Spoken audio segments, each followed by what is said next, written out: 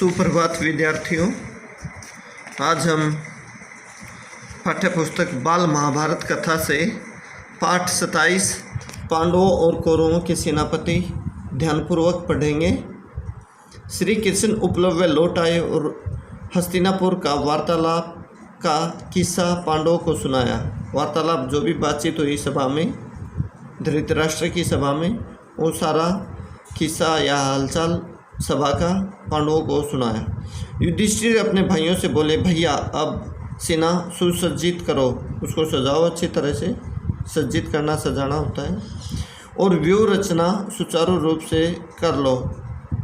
पांडवों की विशाल सेना को 7 हिस्सों में बांट दिया गया। द्रुपद, विराट, धृष्टद्युम्न, शिखंडी, सात्यकी, चकितान, भीमसेन आदि 7 महारथी इन 7 दलों के नायक बने।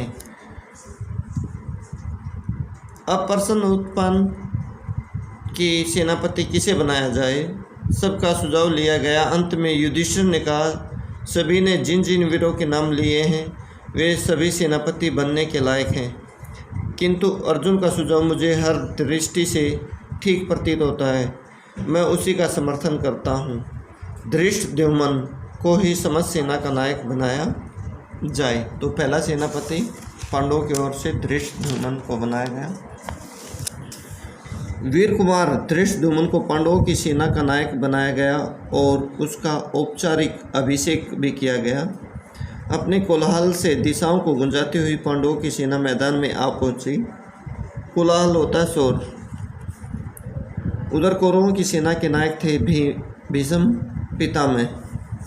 भीष्म ने कहा, युद्ध का संचालन करके अपना ऋण जरूर चुका दूंगा।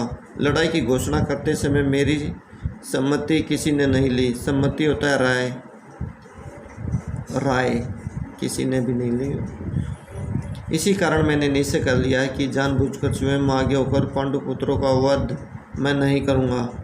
कर्ण तुम लोगों का बहुत ही प्यारा है। शुरू से ही वह मेरा तथा मेरी सम्मतियों जो सलाह देता था उनका विरोध करता आया है। कर्ण विरोध करता रहता था इसका। अतः अच्छा हो कि अगर वह सेनापति बन जाए, इसमें मुझे कोई आपत्ति नहीं होगी। कर्ण का उद्दंड व्यवहार, जो शरारतपूर्ण व्यवहार होता है, उद्दंड होता है। उद्दंड शरारती होता है। वैसे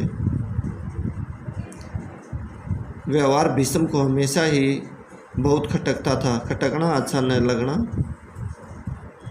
कर्ण ने भी हट कर लिया था कि जब तक भीष्म जीवित रहेंगे तब तक वह युद्ध भूमि में प्रवेश नहीं करेगा। भीष्म की मृत्यु हो जाने के पश्चात ही वह लड़ाई में हिस्सा लेगा और केवल अर्जुन को ही मारेगा। दुर्योधन ने सब सोच समझकर पितामह भीष्म की शर्त मान ली और उन्हीं को सेनापति नियुक्त किया। फलस्वरूप कर्ण तब तक के लिए युद्ध से अलग रहा। पितामह के नेतृत्व में कौरव सेना समुद्र की भांति लहरें मारती हुई कुरुक्षेत्र की ओर प्रवाहित हुई। प्रवाहित होना वैसे बहना होता है। इधर युद्ध की तैयारियां हो रही थी और उधर एक दिन बलराम पांडवों की छावनी में एकाएक जा पहुंचे। एकाएक होता है अचानक। बलराम जी ने अपने बड़े बूढ़े विराट राज और द्रुपद राज को विधिवत प्रणाम किया और धर्मराज के समीप बैठ गए। वह बोले, कितनी ही बार मैंने कृष्ण को कहा था कि हमारे लिए तो पांडव और कौरव दोनों ही एक समान हैं, इसमें हमें बीच में पड़ने की आवश्यकता नहीं है। पर कृष्ण ने मेरी बात नहीं मानी। अर्जुन के प्रति उसका इतना प्यार है कि उसने तुम्हारे पक्ष में रहकर युद्ध करना भी स्वीकार कर लिया। जिस तरफ कृष्ण को उसके विपक्ष में मैं भला कैसे जाऊं? जिस तरफ कृष्ण हो उसके विपक्ष में मैं भला कैसे जाऊं? प्रश्न करने लगा बलराम। भीम और दुर्योधन दोनों ने ही मुझसे गदा युद्ध सीखा है। दोनों ही मेरे शिष्य हैं। दोनों पर मेरा एक जैसा प्यार है। इन दोनों कुरु वंशियों को यूं आपस में लड़ते मरते देखना मुझसे सहन नहीं होता है। तुम सब आपस में लड़ो, परंतु यह सब देखने के लिए मैं यहाँ नहीं रह सकता हूँ। मुझे अब संसार से विराग हो गया है। राग का विलोम विराग, राग प्रेम, विराग प्रेम ना हो जिसके प्रति वो विराग होता है। इसलिए मैं जा रहा हूँ। युद्ध के समय समस्त भारतवर्ष में 2 ही राजा युद्ध में शामिल नहीं हुए और तटस्थ रहे, एक बलराम और दूसरे भोजकट के राजा रुक्मी। तटस्थ रहना, किसी भी गुट में शामिल ना होना। भारत की नीति भी वर्तमान में यही रही है। अगर 2 देशों का युद्ध होता है या और कुछ आपसी मनमुटाव है तो किसी का भी पक्ष नहीं लेता है भारत सरकार, तटस्थ रहती है ज़्यादातर। रुक्मी की छोटी बहन रुक्मणी श्री कृष्ण की पत्नी थी। कुरुक्षेत्र में होने वाले युद्ध की खबर सुनकर रुक्मी एक अक्षौणी सेना लेकर युद्ध में शामिल होने को गया। उसने सोचा कि यह मौका वासुदेव की मित्रता प्राप्त कर लेने के लिए ठीक होगा। इसलिए वह पांडवों के पास पहुंचा और अर्जुन से बोला, पांडुपुत्र, आपकी सेना से शत्रु सेना कुछ अत्यधिक मालूम होती है, इसी कारण मैं आपकी सहायता करने आया हूँ। यह सुनकर अर्जुन हंसते हुए रुक्मी से बोला, राजन, आप बिना शर्त के मदद करना चाहते हैं तो आपका स्वागत है, नहीं तो आपकी जैसी मर्जी। यह सुनकर रुक्मी को बड़ा गुस्सा आया और अपनी सेना लेकर दुर्योधन के पास चला गया। रुक्मी ने दुर्योधन से कहा, पांडव मेरी मदद नहीं चाहते, इस कारण मैं आपकी सहायता के लिए आया हूँ। पांडवों ने जिसकी मदद स्वीकार नहीं की, हमें उसकी सहायता स्वीकार करने की आवश्यकता नहीं है। यह कहकर दुर्योधन ने भी रुक्मी की सहायता ठुकरा दी।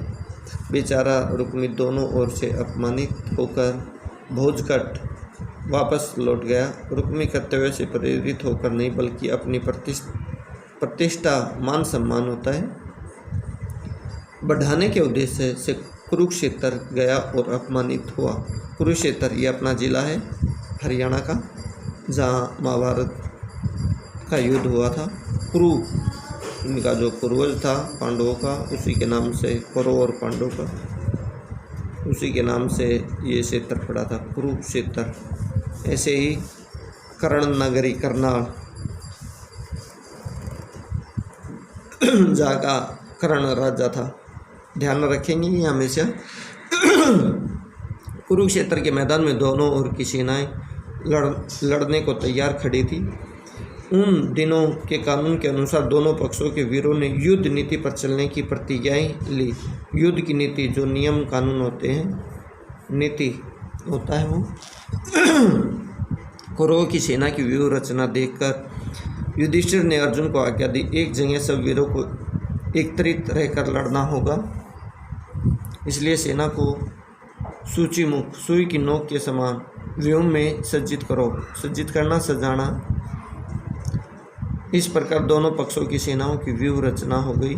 अर्जुन ने युद्ध के लिए तैयार हुए वीरों को निहारना देखना तो उसके मन में संदेह उत्पन्न कि हम यह क्या करने जा रहे हैं। उसने अपना यह संदेह श्री कृष्ण पर प्रकट किया कि भाई ये युद्ध किस लिए कर रहे हैं हम। शंका आ गई उसके मन में। तब अर्जुन के इस भ्रम को दूर करने के लिए श्री कृष्ण ने कुरुक्षेत्र में जिस कर्मयोग का उपदेश दिया वह तो विश्व विख्यात है, अर्थात गीता का उपदेश दिया था। कुरुक्षेत्र के मैदान में श्री कृष्ण ने अर्जुन को और कर्म की सलाह दी थी और आत्मा के बारे में बताया था कि आत्मा अजर अमर है, ये शरीर बदलती रहती है। जिस प्रकार हमारा शरीर पुराने वस्त्रों को त्यागता रहता है, नए वस्त्र अपना लेते, इसी प्रकार ये आत्मा है, नए शरीर, किसी के प्रति मोह नहीं होना चाहिए और धर्म के लिए युद्ध करना पड़ेगा। तब बाद में लड़ाई की थी। सब लोग इसी घड़ी का इंतजार कर रहे थे कि कब युद्ध शुरू हो, पर अचानक पांडव सेना के बीच में हलचल मच गई। देखते क्या है, युधिष्ठिर ने अचानक अपना कवच और धनुष बाण उतारकर रथ पर रख दिया और रथ से उतरकर हाथ जोड़े कौरव सेना की हथियारबंद पंक्तियों को चीरते हुए विषम की ओर पैदल जा रहे हैं। बिना सूचना दिए उनको इस प्रकार जाते देखकर दोनों ही पक्ष वाले अचंभे में पड़ गए। अर्जुन उसी समय रथ से कूद पड़ा और युधिष्ठिर के पीछे कौरव सेना में घुस गया। दूसरे पांडव और श्री कृष्ण भी उनके साथ ही हो लिए। इतने में श्री कृष्ण बोले, अर्जुन मैं समझ गया हूँ महाराज युधिष्ठिर की इच्छा क्या है। बिना बड़ों की आज्ञा लिए युद्ध करना अनुचित माना जाता है। धर्मराज का उद्देश्य ठीक ही है। शत्रु सेना के हथियारबंद वीरों की कतार को चीरते, कतार होता है लाइन या पंक्ति। युधिष्ठिर सीधे पितामह भीष्म के पास पहुँचे और झुककर उनके चरण छुए। फिर बोले, पितामह हमने आपके साथ युद्ध करने का दुस्साहस कर लिया है, कृपया हमें युद्ध की अनुमति दीजिए और आशीर्वाद भी कि हम युद्ध में विजय प्राप्त करें। भीष्म बोले, बेटा युधिष्ठिर मुझे तुमसे यही आशा थी। मैं स्वतंत्र नहीं हूँ, मजबूर होकर मुझे तुम्हारे विरुद्ध होना पड़ रहा है। फिर भी मेरी यही कामना कि युद्ध में विजय तुम्हारी हो। भीष्म की आज्ञा और आशीर्वाद प्राप्त कर लेने के बाद युधिष्ठिर आचार्य द्रोण के पास गए और परिक्रमा करके उनको दंडवत, जो भी झुककर प्रणाम किया जाता है दंड की तरह, और दंडवत प्रणाम होता है। आचार्य ने आशीर्वाद देते हुए कहा, मैं भी कौरवों के अधीन हूँ, उनका साथ देने को मजबूर हूँ। फिर भी मेरी यही कामना है कि जीत तुम्हारी ही हो। आचार्य द्रोण से आशीष लेकर, आशीष होता आशीर्वाद,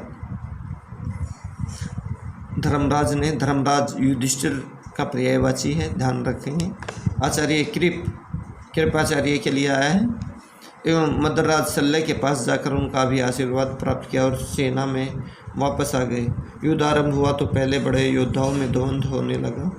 द्वंद्व होता लड़ाई आपस में। बराबर की ताकत वाले एक ही जैसे हथियार लेकर दो दो की जोड़ी में लड़ने लगे। अर्जुन के साथ भीष्म, सात्यकी के साथ कृतवर्मा और अभिमन्यु भृतपाल के साथ भिड़ गए। भीमसेन दुर्योधन से जा भिड़ा। युधिष्ठिर शल्य के साथ लड़ने लगे। धृष्टद्युम्न ने आचार्य द्रोण पर सारी शक्ति लगाकर आक्रमण बोल दिया और इसी प्रकार प्रत्येक वीर युद्ध धर्म का पालन करता हुआ लड़ाई करने लगा। भीम के नेतृत्व में कौरव वीरों ने 10 दिन तक युद्ध किया। 10 दिन के बाद भीष्म आहत हुए और द्रोणाचार्य सेनापति नियुक्त किए गए। द्रोणाचार्य भी जब खेत रहे तो कर्ण को सेनापति ग्रहण करना पड़ा। कर्ण को सेनापति बनाया गया बाद में। 17वें दिन की लड़ाई में कर्ण का भी स्वर्गवास हो गया।